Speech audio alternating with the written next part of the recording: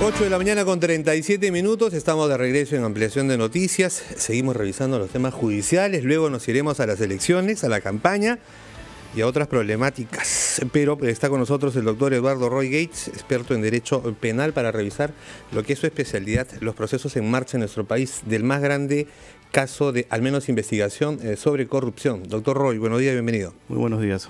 Bueno, hemos escuchado hace un momento, hemos conversado con el doctor Vela Barba, nuevamente en Brasil, más testimonios, se ha ampliado la investigación en el caso de Keiko Fujimori para otros delitos y un nuevo pedido de prisión preventiva, para esta vez, me parece por 18 meses, está presentado ya. ¿Para usted tiene fundamento? Sí, bueno, lo que ha ocurrido es una reacción evidente del Ministerio Público, ¿no? Recordemos que el Tribunal Constitucional lo que ha anulado es la resolución judicial que impuso una prisión preventiva a Keiko Fujimori. Sin embargo, el Tribunal Constitucional no se ha pronunciado, porque no era objeto del pronunciamiento, el requerimiento del Ministerio Público sobre la prisión preventiva. Entonces hay una corriente que señala que al haberse anulado la resolución judicial, pero no el requerimiento de prisión preventiva del Ministerio Público, entonces el Poder Judicial tiene que emitir nuevo pronunciamiento, porque el Tribunal Constitucional no revoca las resoluciones del Poder Judicial, sino que las declara nulas. Y cuando se declaran nulas, se entiende que tendría que emitirse una nueva resolución conforme a los criterios planteados. Entonces, ¿qué ha hecho el Ministerio Público ahora?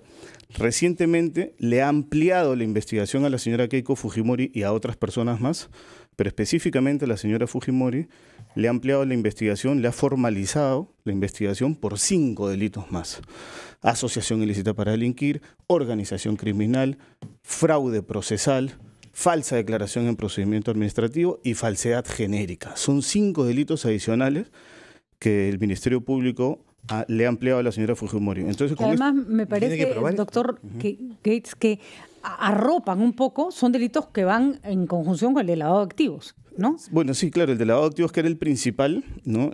Sigue vigente, pero con esta ampliación lo que el Ministerio Público está tratando de hacer es tener mayores elementos de convicción, ¿no? Y para demostrar, y justamente si hay una falsa declaración en procedimiento administrativo, como cuando se declaró ante la OMPE que ciertos aportantes eran realmente los aportantes cuando ya quedó establecido por el Ministerio Público que no eran, entonces eso lo va a utilizar el Ministerio Público para decir que hay obstaculización de la actividad probatoria. Doctor Roy Gates, si todo está tan claro como usted lo dice, ¿por qué no se acusa? ¿Por qué tenemos que estar metiendo a la gente a prisión preventiva a largos periodos en vez de preparar una acusación sobre la base de todos esos indicios que usted señala? Yo creo que eso es muy importante lo que dice, porque acá la prisión preventiva no es un éxito final del Ministerio Público. La gente entiende cuando interponen... Es una medida popular. Claro, es una medida popular, pero finalmente el único caso de todos estos casos que está avanzado, digámoslo así, es el caso de Yantumal y Nadine Heredia, que está en etapa intermedia.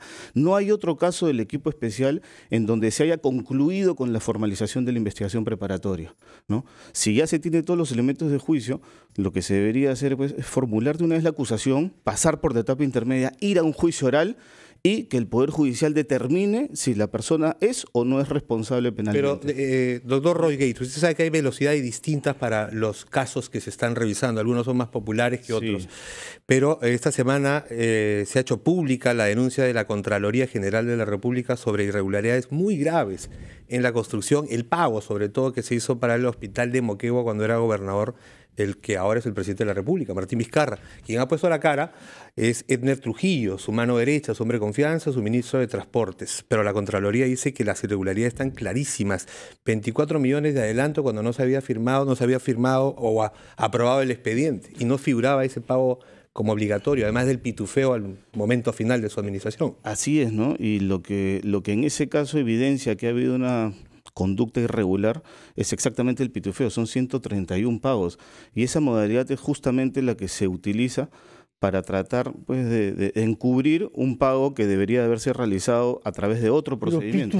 Pitufeo, ¿está usted seguro que como jurista ese es el concepto que corresponde? Es la figura que la gente todo entiende, es oficialmente hecho. Es una práctica usual, de manera que no hay nada ilegal ahí, la diferencia de lo de pitufeo, ¿no? No, en realidad sí sería ilegal, porque justamente para no pitufiarse tendría que haber seguido otro procedimiento. Entonces yo realizo un procedimiento más sencillo que no me permite pasar un determinado monto, y ese monto que digamos puede ser grande, lo subdivido en varias partes pequeñas para poder realizar el pago de otra manera. Entonces ahí hay 41 millones, pero 24 millones se pagó antes. Exacto. Cuando no estaban contemplados ese adelanto, que es peor. Quisiera, antes de entrar a esos 24 millones, que sea un poco más claro, por favor, señor abogado, Fíjese. sobre el pitufeo que usted dice que se habría hecho en Moquegua, puesto que ahora reconoce. Exacto. Es una práctica legal. No tiende a acelerar un procedimiento, sobre todo cuando estamos a fin de año. Claro, lo que pasa es que según las leyes de los procedimientos administrativos existen distintos tipos de proceso.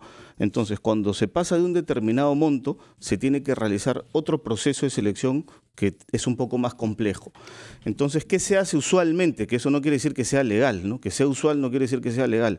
Pero lo que se hace en muchas administraciones públicas es que este pago se subdivide en varios pagos pequeños para no tener que pasar al proceso más complejo. Yo hago un proceso más sencillo. El último día de la administración. Y subdivido el pago, ¿no?, de una manera irregular, porque lo que se tendría que hacer es pagar el monto completo, pero en el procedimiento que corresponde. Así es, es como las personas que abren un montón de pequeñas empresas para no tener una empresa grande y poder valerse de beneficios, por ejemplo, que sirven para empresas más chicas y no para más grandes, entonces nunca crecen. En el caso acá que usted señala, lo que está haciéndose es pagar de una manera extraña que no corresponde para evitar que se haga una revisión sobre ese monto. Y ese es un indicio clarísimo, ¿no?, clarísimo de que los propios funcionarios públicos, ¿no?, reconocerían implícitamente de que ese pago es irregular, porque no correspondía. Para el Contralor General de la República la cosa está clarísima. Sí. Bueno, pero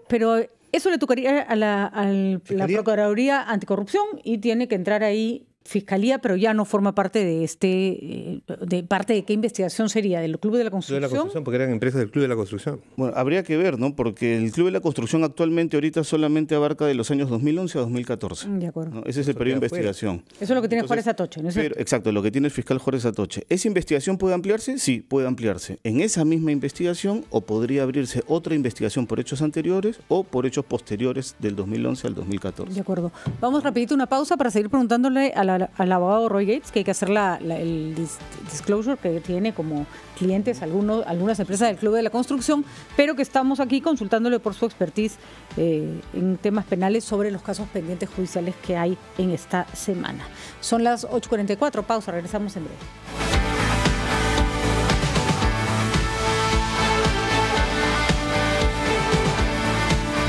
50 minutos. Bueno, estábamos viendo el caso de la investigación que podría abrírsele al presidente Vizcarra por el caso de Moquegua y la construcción del hospital. Ese es un tema que está pendiente, en el que Fiscalía tendrá que ver si es que se reabre un caso archivado y si hay nuevos indicios. Tenemos los otros casos vigentes que son bastante complejos.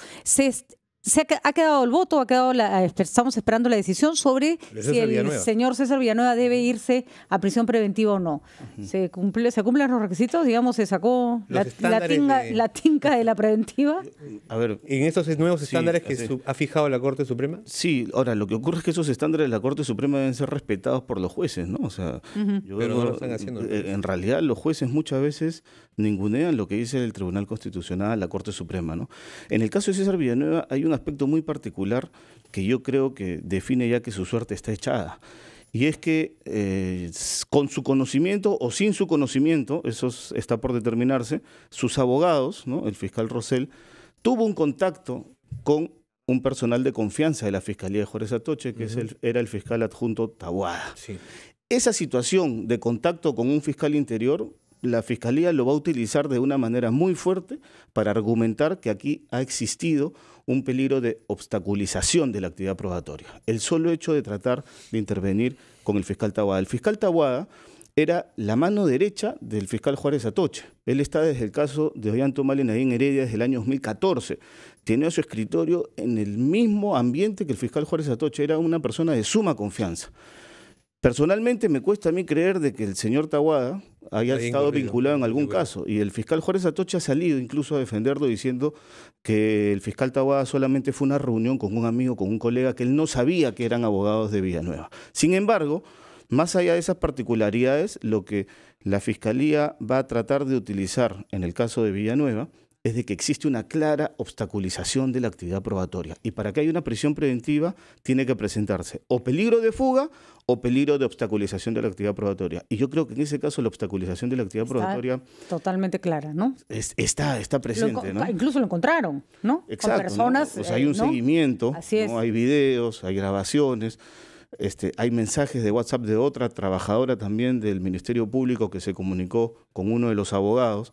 Entonces, la vinculación, ¿no? O el solo hecho de tratar de llegar a la Fiscalía a través de sus fiscales adjuntos, yo creo que es un hecho muy complicado para el señor Villanueva. Rapidito, porque nos tenemos que ir. ¿Y qué pasa con el caso de Keiko? Que también se está planteando el que nuevamente se le...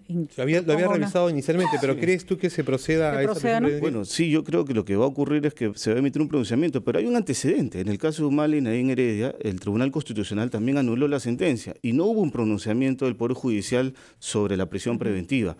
Pero técnicamente el tribunal ha anulado solo la resolución judicial. Como el requerimiento de prisión preventiva ha quedado vigente, lo que está haciendo la Fiscalía ahora es fortalecer su requerimiento de prisión preventiva. ¿Y tiene opciones Fiscalía?